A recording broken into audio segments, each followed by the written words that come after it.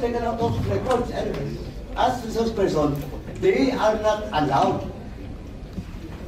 Your Honor, I am Please, going to be I am detained still in this thinking. chamber, and I am submitting myself before the country in protest. My constitutional rights are violated in this committee. I'm sorry to say, let me be detained in this chamber and be cited in contempt.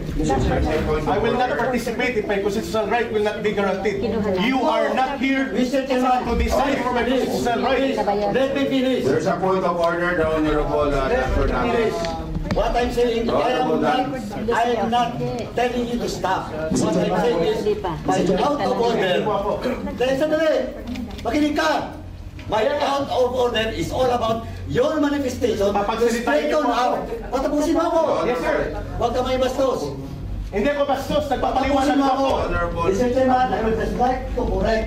I am not stopping him to issue statement. What I'm saying is, and what I'm pointing out of order is the manifestation that the previous statement, the previous record, should be taken out of order.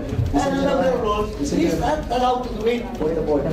Yes, the Honorable Dan Fernandez on the point of order. Maybe remind the resource speakers and the members of this committee to observe the proper decorum. Correct. If the chairman acknowledge a certain personality, let him speak and Yes. don't interrupt the members of this committee while the member is given the right to speak. Maraming salamat po. Thank you, the Honorable Dan Fernandez. The Honorable Ako is recognized. Mr. Seris, please be reminded that in this committee and this house, we have rules to follow. Hindi po ba namin sinusunod yung mga rules? Matanong ko nga po. Yes, sir. I feel that is And I my... would like to remind you that these rules are supposed to be followed by members of this committee and by the witnesses or resource persons to be present. And one of these rules is that before you can speak, you ask permission from the chairman. Kami nga, hindi kami nagsasalita na walang permission yung chairman. You better follow that rule. Otherwise, baka mapilitan akong gawin yung hindi ko dapat gawin.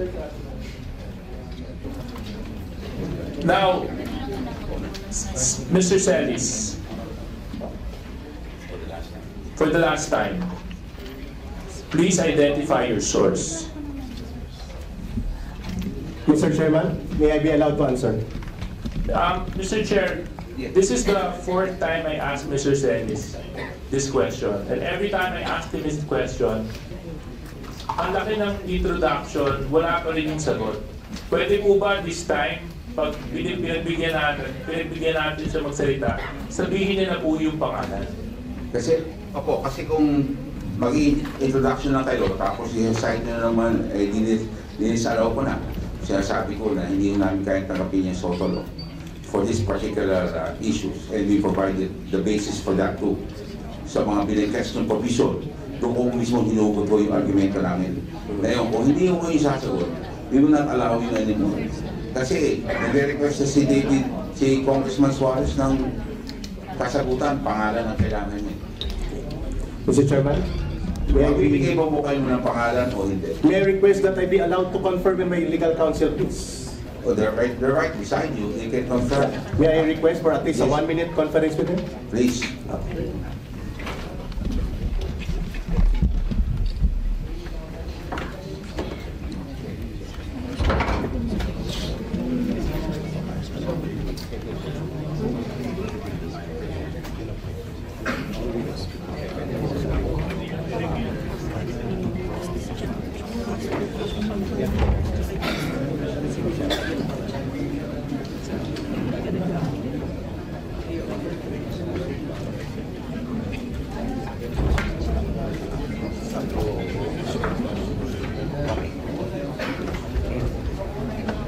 Mr. Chairman, may I be recognized again, please? Okay, please proceed.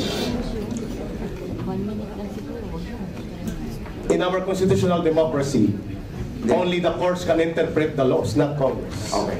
So I will not answer that question because I believe Congress does not have the right to interpret laws. Okay. It is with Congress to pass laws but not to interpret. Salamat po. I take back my statements previously. Mr. Chair, Okay, the Honorable Toby Chanco is recognized.